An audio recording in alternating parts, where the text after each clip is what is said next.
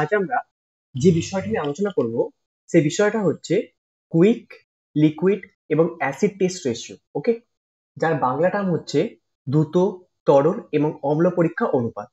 এইবার আমরা বুঝবো এই যে দ্রুত, তরল এবং অম্ল পরীক্ষা অনুপাতটা কাকে বলে, অর্থাৎ এই রেশিওটা এতগুলো নাম আছে, ঠিক আছে? কুইক রেশিও যা, লিকুইড রেশিও তাই, অ্যাসিড টেস্ট রেশিও তাই। ওকে, এবার আমরা বুঝবো এটা কাকে বলে। দেখা যাক কাকে বলে।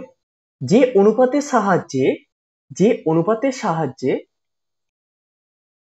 যে অনুপাতের সাহায্যে কোনো প্রতিষ্ঠানের তরল সম্পত্তি ও তরল দায়ের সম্পর্ক প্রকাশ করা হয় তাকে বলা হয় কি তরল অনুপাত, যার ইংলিশ টার্ম কি কুইক, লিকুইড বা অ্যাসিড টেস্ট রেশিও। ওকে, তিনটে জিনিসই কিন্তু একই, ঠিক আছে? তাহলে আমরা তরল অনুপাত কাকে বলে দেখলাম, যে অনুপাতের সাহায্যে কোনো প্রতিষ্ঠানের তরল সম্পত্তি ও তরল দায়ের সম্পর্ক প্রকাশ করা হয় তাকে বলা হয় তরল অনুপাত। ওকে, এবার দেখবো তরল অনুপাতের ফর্মুলা কি আছে। দেখো, এই যে বললাম কুইক, লিকুইড এবং অ্যাসিড টেস্ট তিনটেই কিন্তু একই জিনিস, ঠিক আছে? তিনটেই কি বললাম, একই জিনিস। এইবার এই যে লিকুইড, কুইক এবং অ্যাসিড টেস্ট রেশিও এর ফর্মুলা কি, current assets minus inventories. Inventories মানে কি স্টক, ইনভেন্টরিজও যা স্টকও তাই, minus prepaid expenses divided by current liabilities minus bank overdraft. তার মানে কি দেখলাম, লিকুইড রেশিওর ফর্মুলা কি, current assets minus inventories minus prepaid expenses divided by current liabilities minus bank overdraft. এই যে current assets minus inventories minus prepaid expenses, এইটাকে একটা জিনিস বলা হয়, সেটার নাম হচ্ছে লিকুইড অ্যাসেটস। লিকুইড অ্যাসেটস, ওকে। আর এই যে current liabilities minus bank overdraft, এটা একটা নাম আছে, সেটার নাম কি লিকুইড লায়াবিলিটিস। ওকে, তার মানে কি quick ratio is equal to liquid assets divided by liquid liabilities. Liquid অ্যাসেটের মধ্যে কি কি আছে, current assets minus inventories minus prepaid expenses, এবং লিকুইড লায়াবিলিটির মধ্যে কি কি আছে, current liabilities minus bank overdraft. এইবার আমরা একটা জিনিস বুঝে নেব, এই যে লিকুইড রেশিও আছে তার আদর্শ মান কত। এই লিকুইড রেশিও তার আদর্শ মান হচ্ছে 1:1, তার আদর্শ মান হচ্ছে 1:1। এর মানে কি 1 টাকা তরল দায়ের জন্য 1 টাকা তরল সম্পত্তি রাখতেই হবে। অর্থাৎ কি বললাম, 1 টাকা তরল দায়ের জন্য 1 টাকার তরল সম্পত্তি থাকতে হবে। তার মানে আমরা বুঝলাম, ঠিক আছে? তাহলে তরল অনুপাতের আদর্শ মান হচ্ছে 1:1। এটা কিন্তু পরীক্ষার শর্ট প্রশ্নের জন্য ভীষণ ইম্পর্টেন্ট। ওকে, এইবার আমরা দেখে নেব কুইক রেশিওর অ্যানালাইসিস বা কুইক রেশিওটা কেন করা হয়। কোনো প্রতিষ্ঠানের আর্থিক তারল্য এই অনুপাতের সাহায্যে প্রকাশ করা হয়, অর্থাৎ মজুদ পণ্য বিক্রয়ের উপর নির্ভর না করে প্রতিষ্ঠান চলতি দায় মেটাতে কতখানি সক্ষম তা এই অনুপাতের মাধ্যমে প্রকাশিত হয়। তারপর আমরা দেখলাম কুইক রেশিওর অ্যানালাইসিস, অর্থাৎ কুইক রেশিওটা কেন করা হয়। ঠিক আছে, এইবার আমরা একটা ছোট্ট অঙ্কের মাধ্যমে বুঝবো। দেখো কি লেখা আছে, ক্যালকুলেট কুইক রেশিও। ঠিক আছে, কুইক রেশিও কি বলেছে, ইনফরমেশন কি দিয়েছে, ডেটর্স এটা কি current assets, bills received current assets, stock current asset, prepaid expenses current assets, creditors current liabilities, bank overdraft current liabilities. আমরা কুইক রেশিওর ফর্মুলা কি দেখেছি, current assets minus stock minus prepaid expenses. আমি কি বললাম, স্টকও যা স্টকও যা ইনভেন্টরিজও তাই। ঠিক আছে, স্টক এবং ইনভেন্টরিজ কিন্তু একই জিনিস, divided by current liabilities minus bank overdraft. তার মানে আমরা কুইক রেশিওর ফর্মুলা কি দেখলাম, current assets minus stock minus prepaid expenses divided by current liabilities minus bank overdraft. এইবার কারেন্ট অ্যাসেটের মধ্যে কি কি আছে না, প্রথমে দেখো কি কি আছে, ডেটর্স, বিলস রিসিভেবল, স্টক, প্রিপেড এক্সপেন্সেস। অর্থাৎ এই চারটে আইটেমকে কিন্তু যোগ করে দিলাম। দেখো ঠিক আছে, যোগ করে আমরা কি পেলাম, টোটাল কারেন্ট অ্যাসেটস। এইবার তার থেকে কি বাদ দেবো, স্টক এবং প্রিপেড এক্সপেন্সেস। স্টকটা কত ছিল, 1 লক্ষ, দেখো মাইনাস 1 লক্ষ করেছি। প্রিপেড এক্সপেন্সেস কত ছিল, 1 লক্ষ, দেখো 1 লক্ষ বাদ দিয়েছি। ওকে, এবার নিচে কি দেখবো, কারেন্ট লায়াবিলিটিস। কারেন্ট লায়াবিলিটিস কত ছিল, ক্রেডিটর্স এবং ব্যাংক ওভারড্রাফট 4 লক্ষ আর 1 লক্ষ যোগ করলে কত হচ্ছে, 5 লক্ষ। এই দেখো 4 লক্ষ আর 1 লক্ষ যোগ করলে 5 লক্ষ হচ্ছে, তার থেকে ব্যাংক ওভারড্রাফট 1 লক্ষটা বাদ দিয়ে দিলাম, তারপরে দাঁড়ালো কত আমার কাছে, 10 লক্ষ। এই যে মাইনাস উপর দিকে 1 লক্ষ, দিকে 1 লক্ষ, তাহলে এলো কত, 8 লক্ষ। নিচে 4 লক্ষ প্লাস 1 লক্ষ কত ছিল, 5 লক্ষ, তার থেকে ব্যাংক ওভারড্রাফটে 1 লাখ বাদ দিলাম, তাহলে এলো কত, 4 লক্ষ। এইবার একটা বিষয় এখানে প্রত্যেকে বুঝে নেবে, তোমাদের মাথায় প্রশ্ন আসতে পারে, কারেন্ট অ্যাসেটস এর মধ্যে তো স্টকটা নিচ্ছি, অ্যাড করছি, আবার স্টকটা কি বাদ দিয়ে দিতে হবে? হ্যাঁ, কারণ তুমি প্রথমে তোমাকে টোটাল কারেন্ট অ্যাসেটটা বার করতে হবে, যার মধ্যে স্টকটা ইনক্লুডেড আছে, ঠিক আছে? তারপরেতে তোমাকে স্টকটা বাদ দিতে হবে, তারপরে তোমার প্রিপেড এক্সপেন্সটা বাদ দিতে হবে।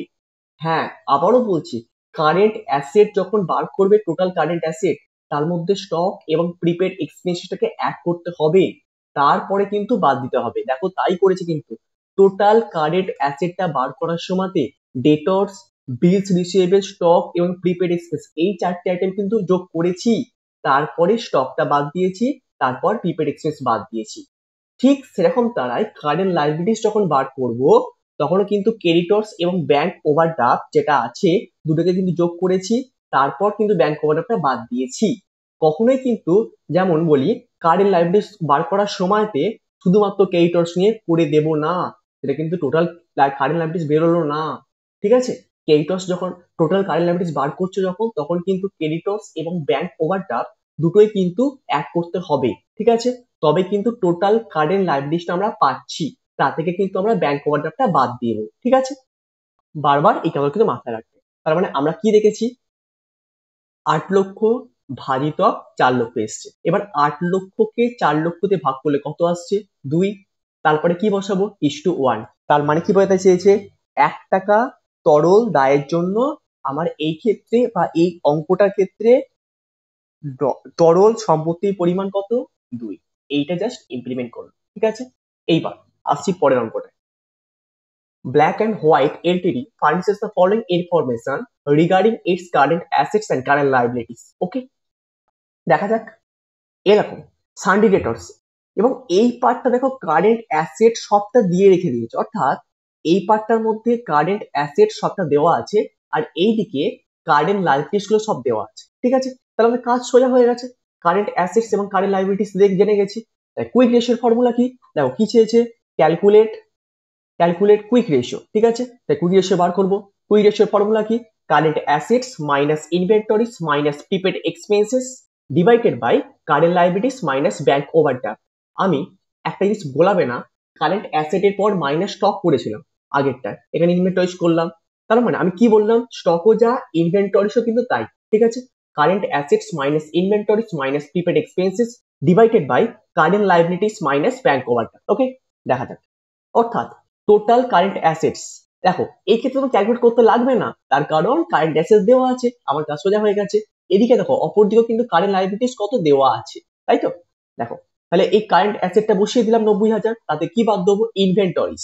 এই দেখো ইনভেন্টরিজ ছিল কত, 45,000, তাই দেখো লিখেছি, minus prepaid expenses, prepaid expenses ছিল কত, 5,000, দেখতে পেয়েছো? তাহলে বসিয়ে দিলাম 5,000। নিচে কারেন্ট লায়াবিলিটিস টোটাল কত ছিল, 45,000, বসিয়ে দিয়েছি 45,000, মাইনাস ব্যাংক ওভারড্রাফট কত, 5,000, ঠিক আছে? তাহলে 45 থেকে 5 বাদ দিয়ে দিই, ঠিক আছে? তার মানে এলো কত, 90,000 মাইনাস 45,000 মাইনাস 5,000, এসছে কত, 40,000। এবং নিচে কত এসছে, 45,000 মাইনাস 5,000, এসছে কত, 40,000। তাহলে 40,000 ভাজিতক 40,000 এলো কত, 1। তারপরে ইসটু 1, তার মানে কত, 1 টাকার তরল দায়ের জন্য 1 টাকা তরল সম্পত্তি, ঠিক আছে?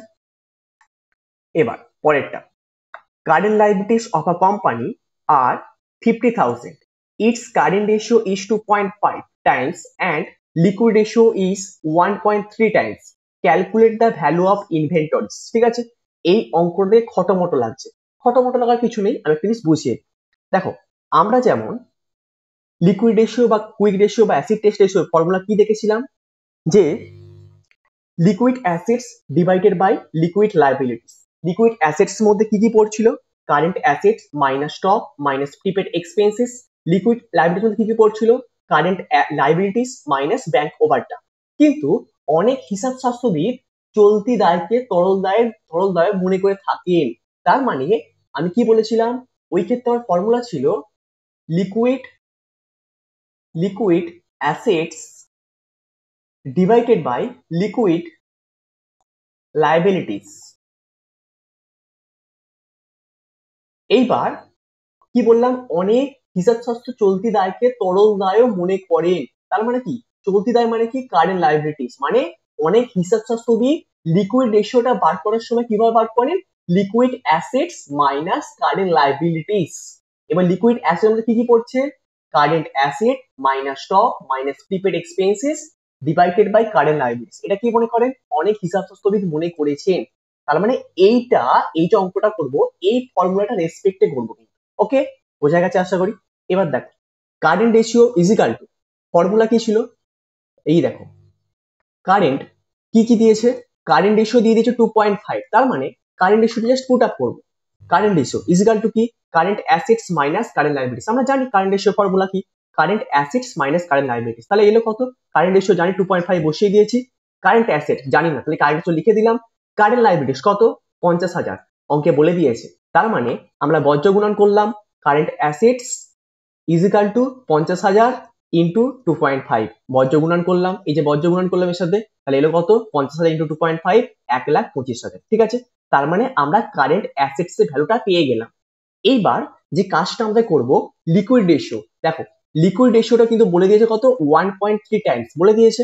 আমি এই সবে কি দেখলাম, লিকুইড রেশিও ফর্মুলা কি কি দিয়েছে, অনেক হিসাবশাস্ত্রবিদ কি বলেছে, liquid ratio is equal to liquid assets divided by current liabilities. তার মানে কি, লিকুইড রেশিওটা আমরা জানি, কারেন্ট লাইবিলিটিসটা আমরা জানি, তার মানে লিকুইড অ্যাসেটটা বার করতে পারবো। দেখো এই ফর্মুলাটা অ্যাপ্লাই করে কিন্তু করবো এই ক্ষেত্রে।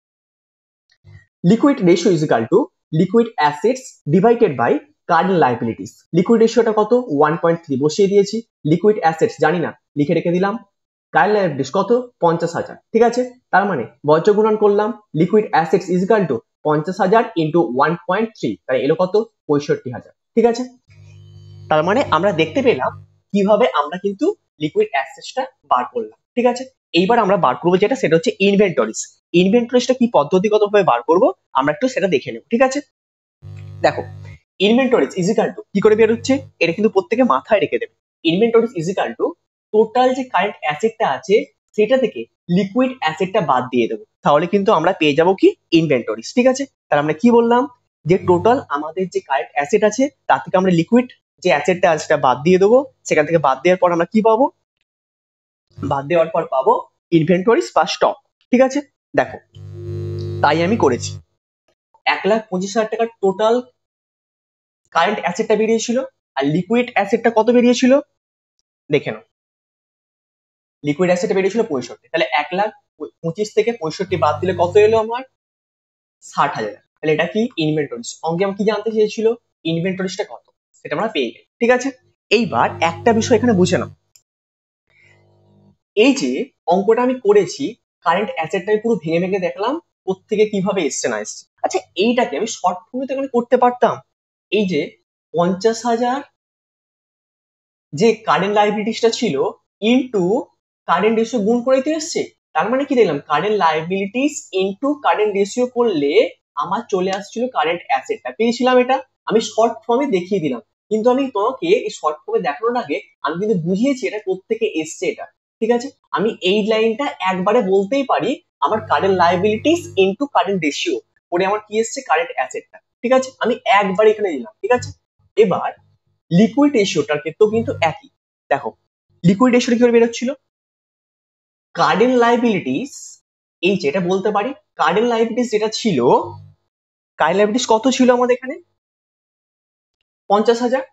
এইবার কারেন্ট লাইবিলিটিস ইনটু এই যে তোমার লিকুইড রেশিওটা ছিল, এটা গুণ করলে পেয়ে যাচ্ছিলাম যে লিকুইড অ্যাসেটটা কতটা, তাই তো। আমি লিকুইড অ্যাসেটটাকে আমি শর্ট ফর্মে বলতে পারি current liabilities into liquid ratio, liquid ratio. তাহলে আমরা শর্ট ফর্মে বলতেই পারি, কিন্তু এটা করতে গেছে আমি এতটা কিন্তু ইমপ্লিমেন্টেশন করে দেখালাম। আমি হয়তো এই লাইনটা তোমাকে একবারে বলে দিলাম, কিন্তু আমি পুরো শর্ট ফর্মে তোমাকে দেখিয়ে দিয়েছি। ঠিক আছে, দেখো তোমার পরীক্ষা যদি এমসিকিউ তে প্রশ্ন হয় তখন তো এত কিছু খাটা যাবে না, তখন তোমার শর্ট ফর্মে করতে হবে। তখন শর্ট ফর্মটা করবে কি করে? তখন কিন্তু একেবারে লিখে দেবে liquid assets is equal to current liabilities into liquid ratio, তার তোমার একবারে চলে আসছে 50 ইনটু 1.3। কিন্তু আমি কেন আসছে কিসের জন্য আসছে পুরোটা ভেঙে দেখিয়েছি, কিন্তু আমি লাইনটা হয়তো এখান থেকে আমি টেনে দিতে পারলাম, কিন্তু আমি একেবারে দেখিয়েছি তোমাকে ভেঙে ভেঙে বইতে, ঠিক আছে? ওকে, তাহলে ইনভেন্টরির সময় দেখে নিয়েছি inventory is equal to current assets minus liquid assets. Okay, এইবার এরপরটা কি বলেছে? A limited company has a current ratio of 3.5:1, তার মানে কারেন্ট রেশিওটা কত বলেছে? 3.5:1, and quick ratio is 1.5:1. If inventory is 20,000, point out its current assets and current liabilities. ঠিক আছে, কোনো সমস্যা নেই। আমি আমি একটা জিনিসকে আমি x ধরে নিলাম, কারেন্ট লাইবিলিটিসটাকে, ঠিক আছে? তাহলে কি ধরলাম? Let current liabilities is equal to x। তার মানে কি, যদি লাইবিলিটিসটা x হয়, এই যে লাইবিলিটিসটা যদি x হয়, তার মানে আমাকে কারেন্ট অ্যাসেটে যেতে হবে। তাই কারেন্ট অ্যাসেটে কত হবে? 3.5x। সিম্পল। যদি লাইবিলিটিসটা x ধরলাম, তাহলে কারেন্ট অ্যাসেটটা কত? 3.5x। সিম্পল ধরে নিলাম, তাই তো? আশা করি আমার এটার কোনো সমস্যা নেই। তাহলে কারেন্ট লাইবিলিটিস ধরলাম x, কারেন্ট অ্যাসেটটা তাহলে কত এলো? 3.5 ইন্টু এক্স, তাই এর কত? 3.5x। ঠিক আছে, এইবার লিকুইড অ্যাসেট আমি কি বলেছি? এই সবে তোমাকে বোঝালাম, শর্ট ফর্মটা আমি ইউজ করবো।